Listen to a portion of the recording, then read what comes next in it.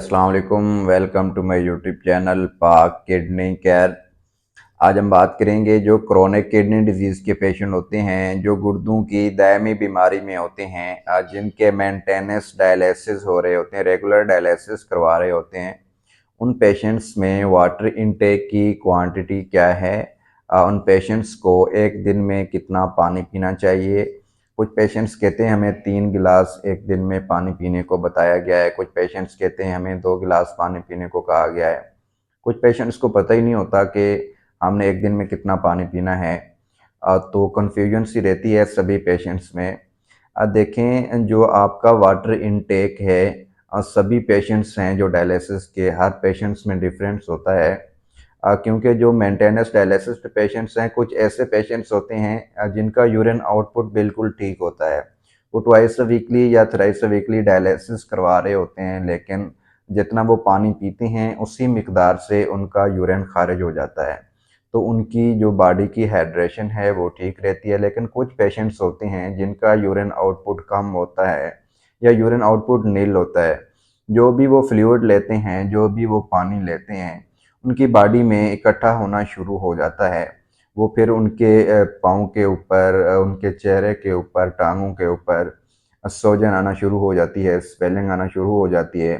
फिर वो फ्लूइड आपकी चेस्ट के अंदर जाता है, चेस्ट इन्फेक्शन होती है, सांस का प्रॉब्लम होता है, हार्ट के अंदर भी चला जाता है, हार्ट डिजीज़ हो सकती है, कंजस्टिव हार्ट फेलियर हो सकता है, इस्केमिक हार्ट डिजीज़ भी हो सकती है।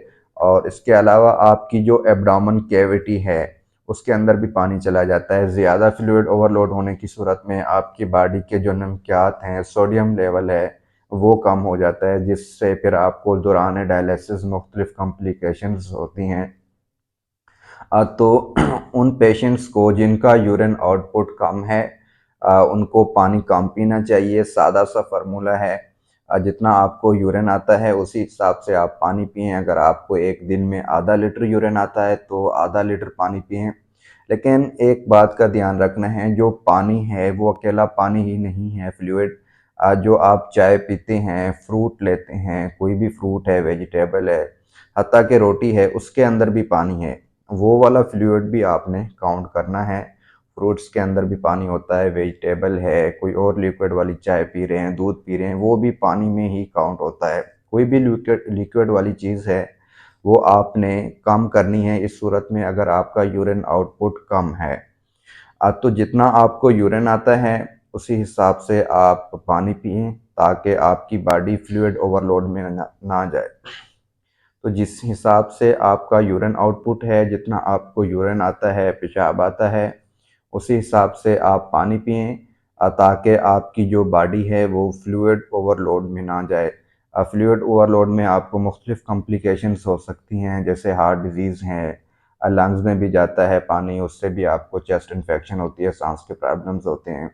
तो सादा सा फार्मूला है, जितना आपको यूरिन आता है उसी हिसाब से आप पानी पिएं। अगर आपको कम यूरिन आता है तो कम पानी पिएं, अगर ज़्यादा यूरिन आता है तो आप ज़्यादा पानी ले सकते हैं, उसमें कोई हर्ज नहीं है। तो आप अगर इन चीज़ों का परहेज़ करते हैं, तो कुछ पेशेंट्स होते हैं ट्वाइस अ वीकली या थ्राइस अ वीकली डायलिसिस करवाते हैं, और हर डायलिसिस के सेशन पे 4 लीटर 3 लीटर अल्ट्रा फिल्ट्रेशन करवाते हैं, बॉडी में से फ्लूइड रिमूव करवाते हैं। वो पानी का परहेज़ नहीं करते, उनका यूरिन आउटपुट कम है, और तो उन पेशेंट्स में फिर डायलिसिस के दौरान कॉम्प्लिकेशंस भी होती हैं।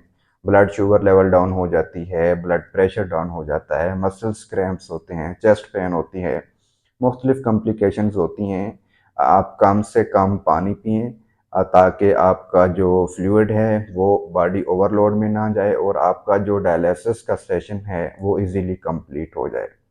आप अपनी सेहत का ख्याल रखिएगा। अल्लाह हाफ़िज़।